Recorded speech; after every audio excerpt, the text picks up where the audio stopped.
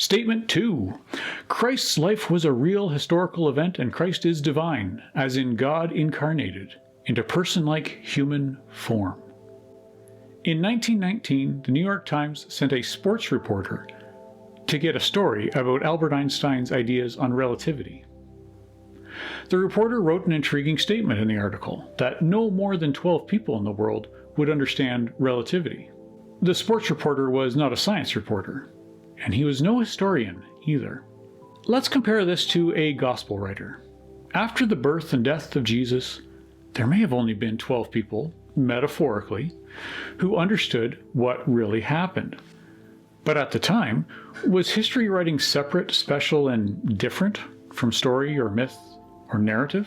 I'm resistant to this idea that there's an answer that is provided by an external entity, right? And it comes down from on high, and we're supposed to accept that answer. And I see the value in that as well, but... We're talking about some pretty abstract stuff here. The transition from poetry to prose.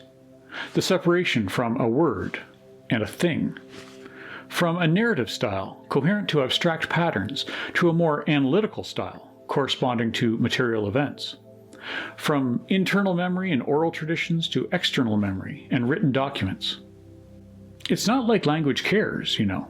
There's no separate grammar for history and then another separate grammar for myth.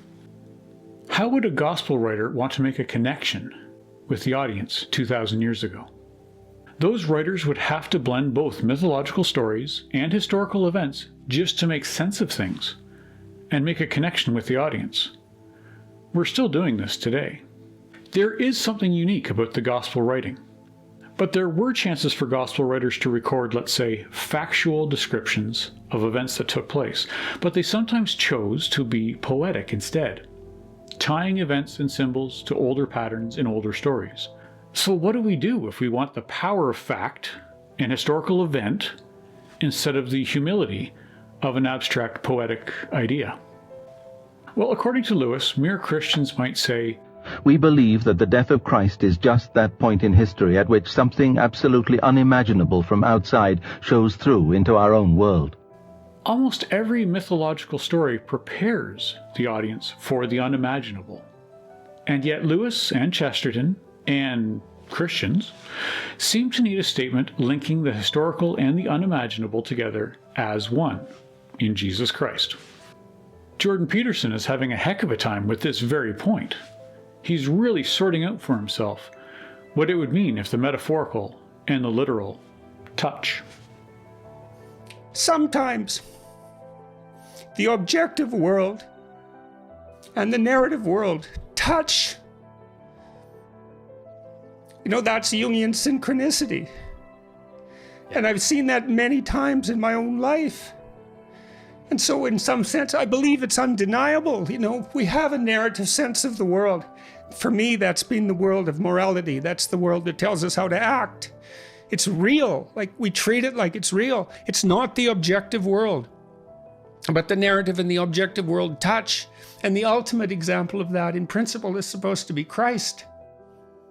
But I don't know what to... that seems to me oddly plausible. Yeah. But I still don't know what to make of it. It's too... partly because it's too terrifying a reality to fully believe. I don't even know what would happen to you if you fully believed it. Some Christians may lean towards the more metaphorical understanding. Some Christians may go full metal literal. Okay, fair enough. Instead of statements, let's walk this back to questions.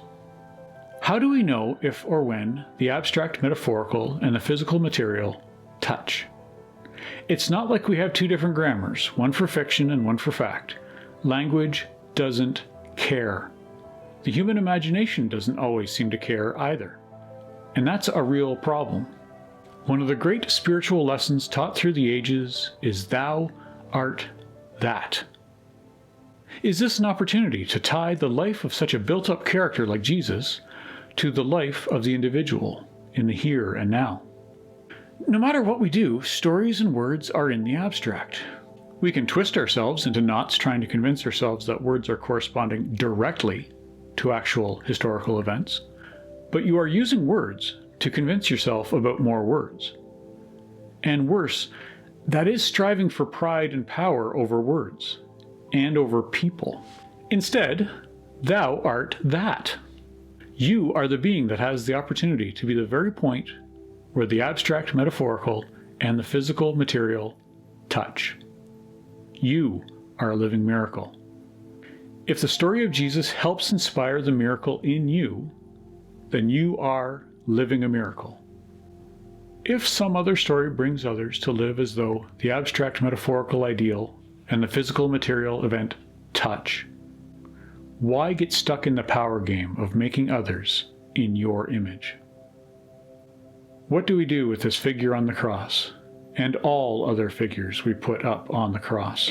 The statement of faith, it seems to me, is used often in an anti-Girardian way, right? It's used in a way to emphasize difference, right? And to say, we're the good and they're the bad. Lewis gives us a challenge. Lewis insists we cannot just call Jesus a moral teacher. Jesus doesn't give us that choice because of the claims the gospel writers have him say. Decide, is he a lunatic, or a liar, or Lord? Or is he just a legend? Here is a challenge for today. How do we respect the role of the imagination in the medium of writing? I'm tempted to add yet another option to that list. I want to turn that exclusive or from Lewis into a more inclusive or. Jesus, the story and figure we have from language, may very well be a lunatic, liar, Lord, and legend, all at once. So many of our hero characters seem to combine these very characteristics after all. There is something else here too, and I'm going to turn to Shakespeare for this one, a master of the written word. Shakespeare wrote histories that are anything but histories. They are dramas. It is possible to read Jesus as a lunatic and a lover and a poet. A lunatic, a lover, and a poet, all of imagination, all compact.